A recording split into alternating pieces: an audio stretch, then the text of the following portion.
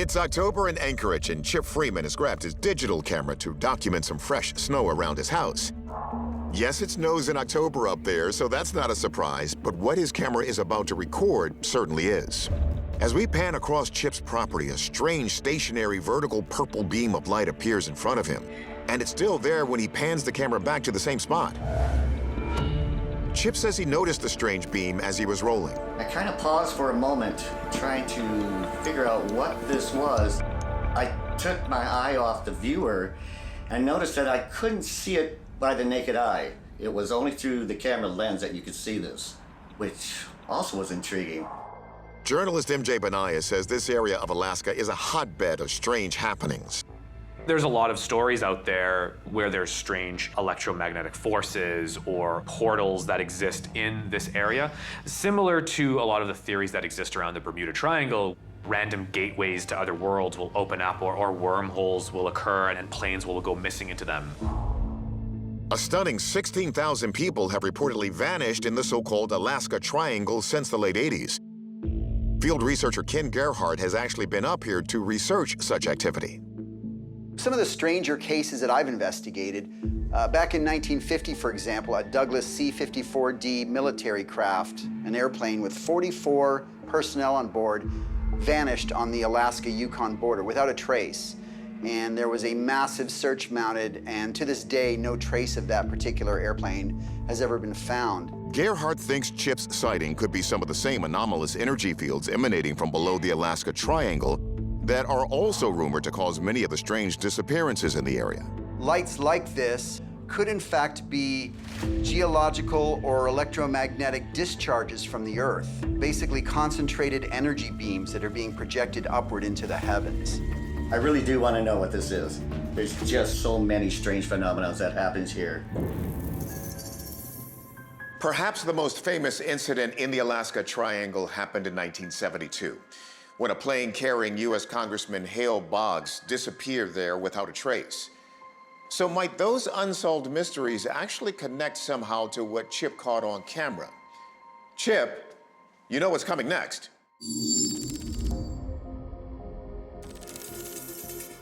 Astrophysicist Hakeem Oluseyi initially thinks this is not the result of an energy portal, but instead light interacting with a transparent surface.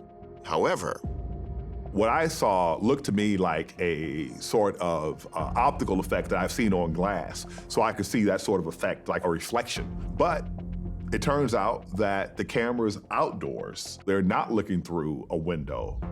the beam would stay centered if it were a mere reflection, so this beam instead could be a spectrum of light that the camera sensor can pick up, but that the human eye can't. But Oluseyi also has his doubts. Typically, if you had a beam like this, because the ultraviolet or X-ray has such short wavelengths, they're going to be very strongly scattered in the air. If this were an invisible energy discharge being picked up by the camera, we would see more of a static effect emanating from the center of the beam than the concentrated line in Chip's video. Photography expert Andrew McCarthy believes the answer does in fact involve visible light, and how, when it's particularly bright, it can cause a glitch in how an individual pixel on a digital camera sensor processes one part of the image, aka the readout. Basically what happens is once the readout gets too high on a specific pixel, it bleeds into the neighboring pixel. And if that happens excessively, it'll actually bleed down an entire stripe of pixels on that camera. That appears to be what we're looking at here. Since the digital camera sensor is a grid of pixels, the line of purple light is actually a column of pixels being overloaded by sunlight in one spot. And the age of the camera is another clue. This image came from 2004. So those sensors back then are a little bit different. They don't have today's modern technology that prevents artifacts like this.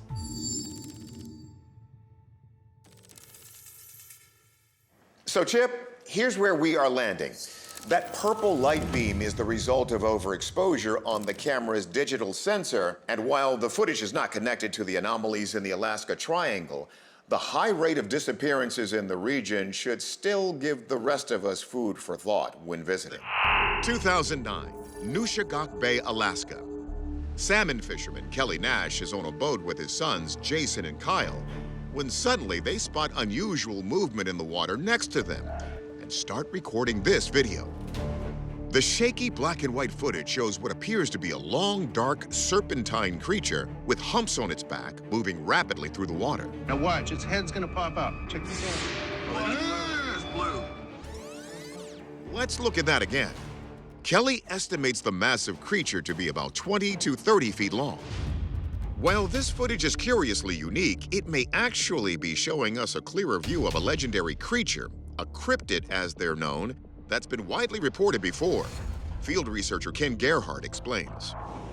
Cadborosaurus, or caddy, is a mysterious sea creature that's been reported off the coast of Pacific North America. The name is associated with the location where it's most been seen, which is Cadboro Bay, British Columbia. Cadborosaurus is generally described as an immense serpentine animal, anywhere from 60 to 100 feet in length, with a horse-like head, sharp fish-like teeth, giant forward-facing eyes.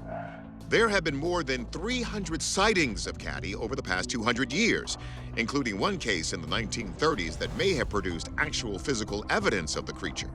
During the summer of 1937, off the coast of British Columbia, there was a strange animal that was found in the stomach of a sperm whale. This animal popped out that was snake-like in form, had a horse-like head, 2 flippers, and a fluke tail. The man in charge actually had these workers take some photographs of it. Subsequently, this became known as the Naden Harbor carcass. In my opinion, this is the same animal that we see in this video.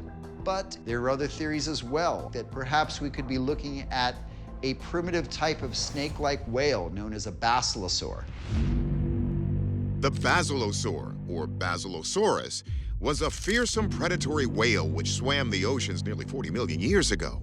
And while scientists first described this as a giant reptile, further research determined it to be a marine mammal, one that could grow up to 65 feet in length. Could this be the same creature? There have been hundreds, if not thousands, of eyewitness accounts, so I think that we could build a pretty strong case that this animal really does exist. Right after this video was revealed, 2 Cadborosaurus researchers went to visit the Nash family, who shot this footage. They claimed the creature fully lifted its head out of the water and even turned to face their camcorder. But of course, that piece of evidence isn't on this recording. Let's see what our experts have to say about the evidence that remains. We first wanted to check the authenticity of this tape, so we brought it to forensic video analyst Michael Primo. This video has indications that it was enhanced. It has processing done to enlarge it as well as stabilize it. There's too many unknown variables here to actually arrive at some sort of accurate conclusion. Because the video has been enhanced. So there's already a red flag. But to be fair, we spoke with marine biologist Shay Steingass. She first looks at this creature's possible connection with the prehistoric Basilosaurus. I don't think that's what we're looking at, because the body type of the basilosaur was actually pretty solid. It wasn't a snake-like animal. However, Steingass believes this creature does have more in common with the marine mammal Basilosaurus than the supposed reptile corpse from Naden Harbor. Nushagak Bay is part of a polar Arctic environment, very cold environments to live in. It's very unlikely that any kind of reptile-like animal, especially this size, would be existing in Nushagak Bay. The animals that thrive here are typically either fish, invertebrates that live on the bottom, or marine mammals. There's really no reptiles or snakes that this could be mistaken for. Many online critics claim we are just looking at some piece of trash or floating debris. But the dozens of tech people and fishermen who have studied this video can't explain how debris could move in such an organic way. Other skeptics have suggested this could be a formation of seals, or possibly a known giant animal like an oarfish or a giant eel. But surprisingly, Steingass is doubtful. The oarfish has these beautiful dorsal fins that help them be more hydrodynamic as they swim. And we don't see that here. This animal doesn't really seem to have any clear anatomy. Another really popular theory is that this is some kind of a giant eel. And frankly, there's no species of eel that would be quite this size in Nushagak Bay. And as far as seals go, Steingass says it's unlikely, since seals don't typically swim in linear groups, nor would they keep their heads submerged while exposing other parts of their body. So with all of these potential possibilities ruled out, does Steingass have any idea what this is? Unfortunately, like many who have chased Caddy's tail, she's stumped. This is really interesting footage, and part of the charm of it for me is that it's difficult to tell exactly what we're looking at.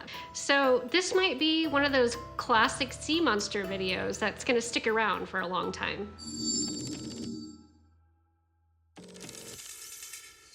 Our verdict? Possible cryptid. If the video is legit, and yes, that's an if, whatever this thing is has stumped our ace marine biologist. People have been looking at this footage since 2009, and to this day, it remains a mystery. But you can be sure, if any more footage of Caddy comes our way, you'll see it here first. October 2016, Craig McKay of Alaska's Bureau of Land Management is overlooking the Chena River in Fairbanks when he notices something extremely peculiar in the water.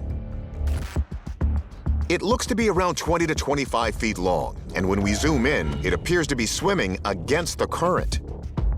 I looked down and saw this really bizarre object. It was much larger than anything I'd seen in the river, and it was undulating or swinging back and forth in the current. It was really spooky. Given the location of this discovery, field researcher Ken Gerhardt says we should consider the local folklore. In Alaska, we do have a number of legends of water creatures. The Inuit culture talks about something called the Tizharuk, which is a long serpentine animal with a long head, a prominent tail fin. There are many tales of the Tizharuk actually snatching people off of bridges or out of canoes and devouring them voraciously. Gerhardt says descriptions of the Tizharuk vary, but the most terrifying form is said to be a giant eel-like creature with transparent skin, which not only allows observers to see still digesting victims, but also makes the creature less visible when stalking its prey. In addition, we have the Lake Iliamna monster, which is also known as the Jigignak. This particular monster has been reported several times. It's described as being 10 to 30 feet in length, with a torpedo-shaped body and kind of a dull aluminum color. So, we have to ask the question, could this be related to those stories? Early stories of the Jig-Ignak described fish-like monsters traveling in groups and attacking canoes. So is that, or one of its descendants, what we're looking at here? Let's let the experts decide. Marine biologist Dr. Shay Conger says if this thing were a snake, it's unlikely to have accumulated snow on his back. And as for serpents, There's no water snakes in Alaska. This is because reptiles and amphibians are exotherms. They're reliant on the environment to maintain their body heat, and there really isn't enough heat to allow these species to persist in this area. so Dr. Conger turns for clues to the hydrology of the sea, the motion of the water. It seems to kind of be moving back and forth through the water, as you would expect an animal with a tail to be swimming against the current. But hold on, look again. When the video zooms out a little bit, you can actually see that this object doesn't seem to be moving forward at all. Rather, it's just fixed in place and being hit by the moving current downriver. Therefore, I conclude this isn't a biological object. Rather, it's some type of debris like a piece of rope or a fishing line encased in ice.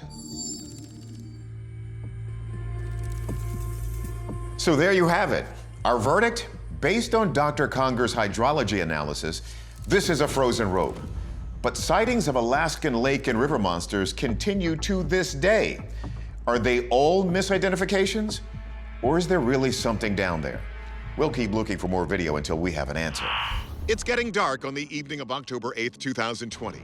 Keith Lindsay is out in the wilderness of Fairbanks, Alaska, metal detecting. The sun is beginning to set when he hears something that stops him in his tracks.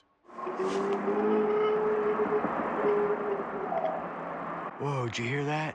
He begins to pack up when the growl grows closer. The first few sounds I heard kind of sounded like a howl. That's why I thought they were wolves. But then they started shortening up to like grunts or whoops.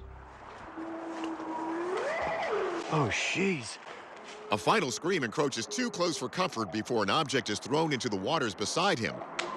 And Keith gets out of there fast. Let's hear it one more time. Oh, jeez. That was that loud and that close. I didn't want to hear it louder or closer. Field researcher Cliff Barrickman points out that Fairbanks does lie in the middle of an area in Alaska known for unusual activity, including strange lights in the sky, alleged alien abductions, and even Bigfoot sightings. Everyone's heard of the Bermuda Triangle. Well, it turns out that there's another triangular area up in Alaska where all sorts of stuff happens that's really weird. The Alaskan Triangle is a geographic area enclosed by 3 points: Juneau, Anchorage, and a town called Utqiagvik. Over the last 4 decades, literally thousands of people have gone missing in the wilds of Alaska. Hundreds of search parties have been organized, and very few of these people have ever surfaced. And while we usually think of Bigfoot as a more reserved creature, Barrickman says they can be aggressive. Sasquatches are not herbivores like all the other ape species. Sasquatches have been observed hunting and killing and eating animals. Everything from deer and elk to rodents, you name it. And if a Sasquatch is pressed into a starvation situation, human beings probably look delicious at times. Oh, jeez. According to the indigenous people from the Olympic Peninsula in Washington, a Bigfoot once stole a child from a canoe. As the story goes, by the time Bigfoot was tracked down, he had already partially eaten the little girl and was killed for his misdeeds. So there's really no shortage of murderous Bigfoot tales from this area. Let's see what our experts think. First, wildlife biologist Stephanie Shuttler answers a basic question. Could Bigfoot even survive in Alaska? Of the existing primate species, none of them live in cold environments except for the Japanese macaque. All of the other ones are in more tropical areas, so it's very unlikely that a primate could survive in this type of environment. Also, there are scientists who do a lot of research there. There would be dung evidence, some indication on camera traps. Those scientists have not found any of that. But what about those whooping noises that are attributed to Bigfoot? Animals make some weird noises. Lynx and bobcats make some crazy, scary noises as well, so that can't be ruled out. Oh, jeez. Okay, but Keith recorded something. So forensic audio analyst Ed Primo, yes, he's Michael's dad, takes a crack at deciphering what we're hearing.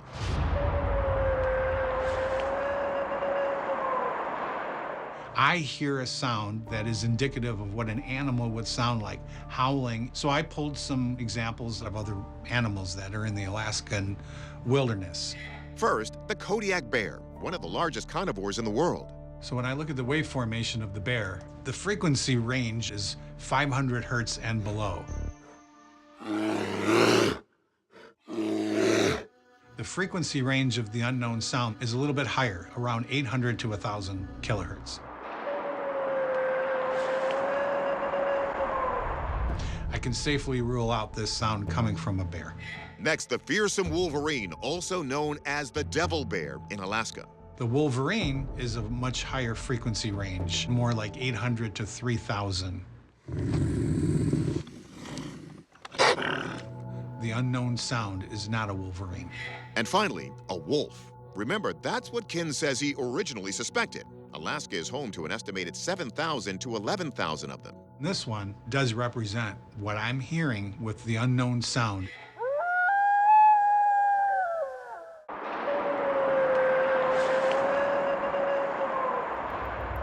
I've been practicing for 38 years, and this particular recording sounds like an animal. It could possibly be a wolf howl. It appears to be authentic and intact on the original recording and not an overlay or an overdub of the sound. Oh, jeez. Our verdict, we're calling this one a possible wolf. Our experts think the howls we hear sound canid in origin, but that doesn't explain that object Keith says was thrown into the water. What wolf or coyote can throw rocks? We can't say for sure what was out there in the woods, but with a population density of a single person per square mile, Alaska is still the final frontier.